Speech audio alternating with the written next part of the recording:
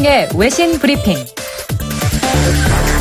네, 밤사이 들어온 국제뉴스 정리해드립니다. 문희정 국제정치평론가 스튜디오에 나와 계십니다. 어서 오십시오. 네, 안녕하세요.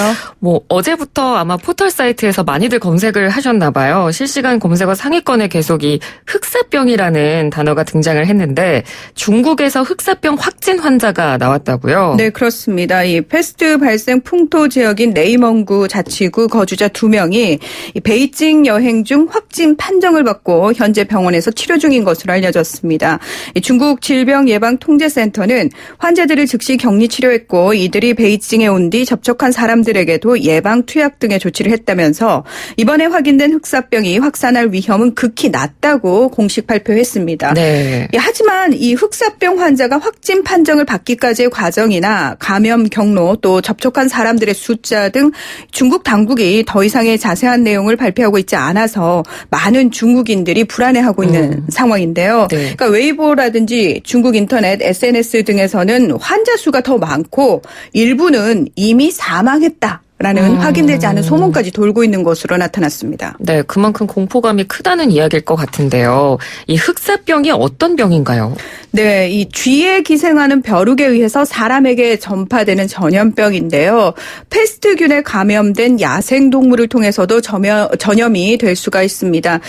우리나라에서는 지금까지 흑사병 환자라든지 또는 흑사병에 오염된 설치류가 발견된 적은 없습니다만 오세아니아를 제외한 전 대륙에서 발생하고 있는 질병이라고 할 수 있습니다. 네. 이 사람 간 전염의 경우는 공기를 통해서 감염이 되고요. 이틀 이내에 항생제를 투약받는 등 조기 치료를 통해서 회복할 수 있지만 만약 이 치료 시기를 놓칠 경우 사망률이 100%에 가깝기 때문에 주의가 필요한 병이기도 합니다. 최대 6일 정도의 잠복기가 있고요. 이 증상이 오한, 발열, 두통, 전신 무력감, 호흡곤란, 기침, 가래, 흉통 등 이 호흡기 증상이 특징이라고 할 수 있습니다. 네.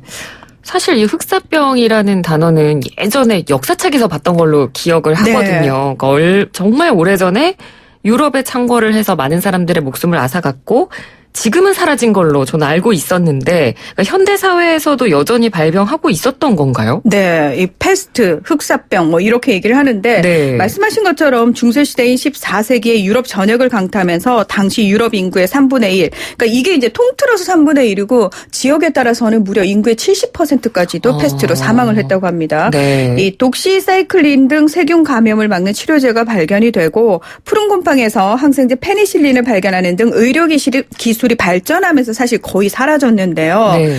이 1990년대 이후로는 마다가스카르와 콩고 민주공화국 등 주로 아프리카에서 발생하고 있고 사망자가 주로 아프리카에서 나오고 있습니다. 네. 2010년에서 2015년 사이 전 세계적으로 총 3,248명의 환자가 발생해서 이 중 584명이 사망을 했고요.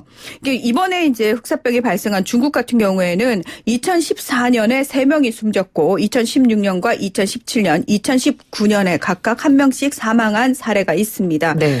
2015년에는 미국에서도 16명이 패스트에 감염돼서 4명이 사망을 했다고 하는데요. 참고로 우리나라의 경우 방역 대책 굉장히 잘 되고 있습니다. 이 정부의 검역 강화와 패스트 대책방 가동 그리고 24시간 긴급 상황실을 운영하는 등 신속한 대응 조치로 국내 유입은 없었고요. 네. 유입 가능성 자체도 상당히 낮은 것으로 전문가들은 전망하고 있습니다. 네. 다른 나라에서 더 큰 피해가 발생하지 않았으면 좋겠고요. 이번에는 홍콩 소식입니다. 지금 전쟁터를 방불케 한다 이런 보도까지 나오고 있는데 지금 상황은 어떤가요? 지금 반정부 시위의 최전선이 대학 캠퍼스로 옮겨간 모양새가 됐는데요. 네. 이 홍콩 대학 캠퍼스에서 시위대와 경찰 간의 격렬한 대치가 벌어졌는데 물대포와 체류탄을 쏘는 경찰에 맞서서 화염병과 불을 붙인 화살 등으로 격렬하게 학생들이 저항하는 과정에서 말 그대로 전쟁터를 방불케 할 정도의 극심한 혼란이 지금 벌어지고 있습니다.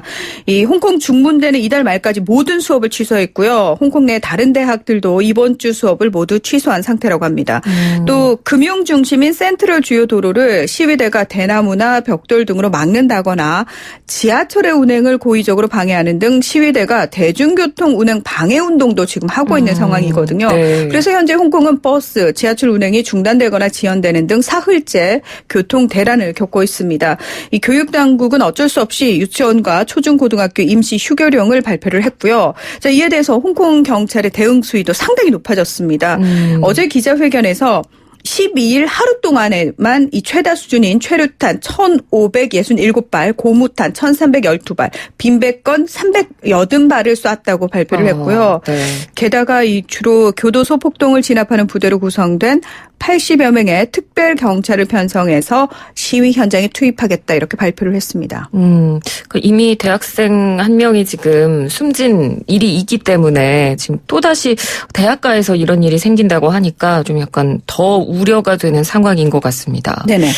자, 이번에는 이탈리아 소식으로 넘어가 보겠습니다. 베네치아 하면 물의 도시라는 별명으로 잘 알려진 곳인데 네. 침수 피해를 어마어마하게 입었다고요. 네, 그렇습니다. 이 세계적 관광지인 이탈리아 북부 수상도시인 베네치아가 53년 만에 최악의 침수 사태라고 하는데 1966년에는 194cm까지 물이 들어왔었대요. 그때가 네. 최악이라고 합니다. 네. 제가 2000년에 베네치아에 갔을 때도 이미 침수 피해가 정기적으로 일어나고 있는 상황이어서 오후쯤 되면은 광장부터 시작해서 거의 모든 길에 이 한 1m가 넘는 나무 다리들이 쫙 임시로 놓이더라고요. 그래서 그게 되게 신기했는데 사람들이 그냥 그쪽으로 걸어 다니더라고요. 네.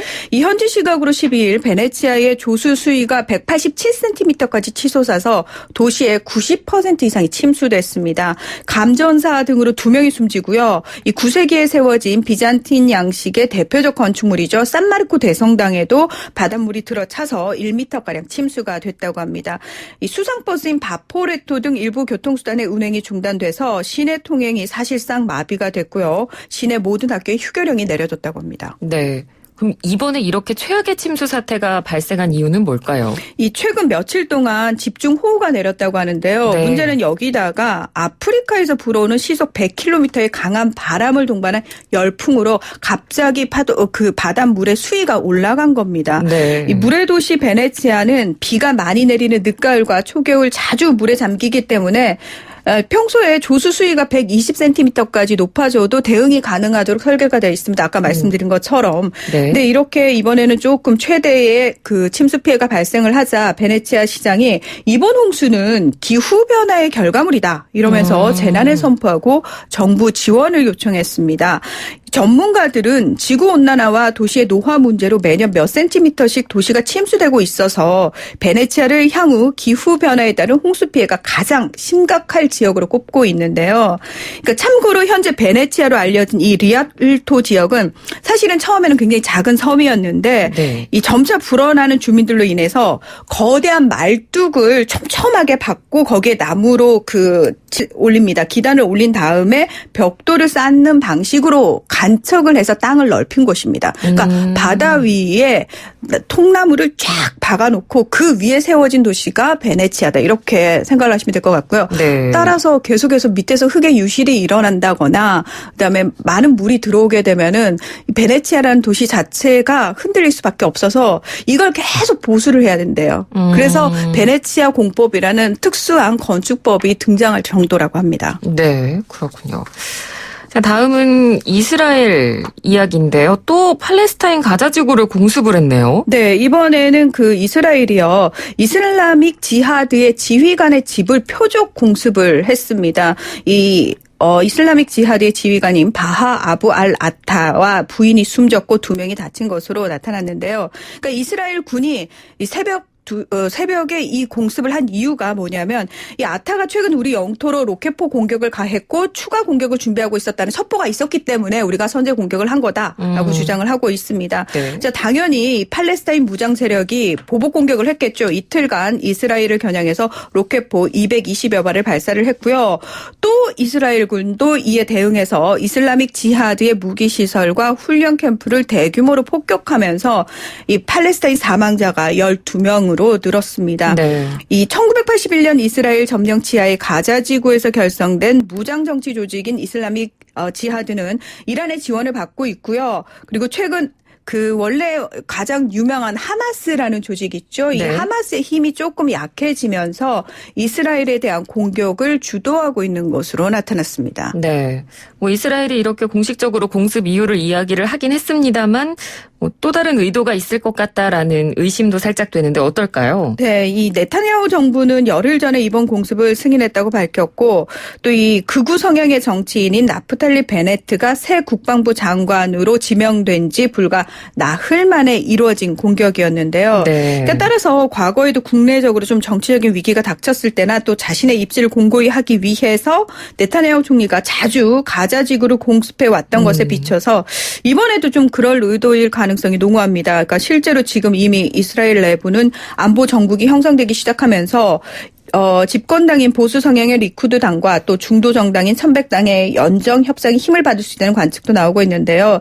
지금 일단 그 연정 구성 협상권이 천백당의 베니 간츠 대표에게로 넘어간 상태잖아요. 네. 근데 이 베니 간츠가 절대로 네타냐후의 당인 리쿠드 당과는 연정하지 않겠다라고 얘기를 했는데 문제는 이 가자 지구를 공습함으로 인해서 베니 간츠 대표에게 협력하겠다고 얘기했던 아랍 정당들이 속속 등을 돌리고 있기 때문에 이렇게 되면 결국은 리쿠드 당과 청백당이 손을 잡지 않겠느냐라는 얘기가 나오고 있는 겁니다. 네, 그렇군요.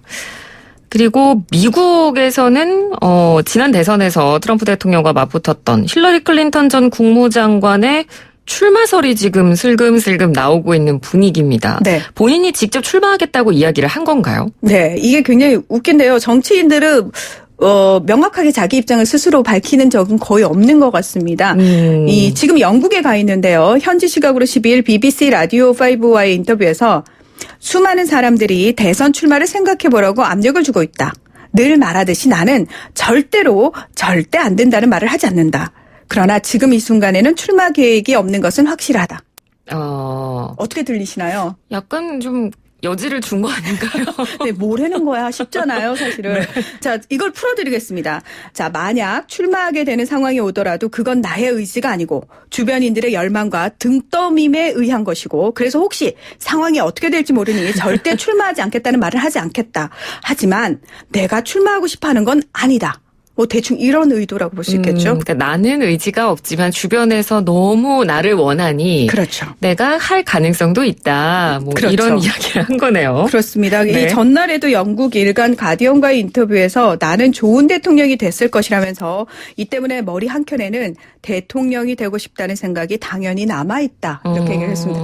제가 알기로는 미국에서 가장 권력력이 강한 사람이 바로 이 힐러리 전 국무장관이 아닐까 싶습니다. 뭐 지난해까지만 해도 언급은 됐어도 최근에는 아예 대선 후보로 이 힐러리 전 장관이 거론도 안 됐었는데 네. 그러면 지금 이렇게 슬쩍 등장한 이유가 있겠죠? 제가 봤을 때는 이제 간보기가 끝난 것 같아요.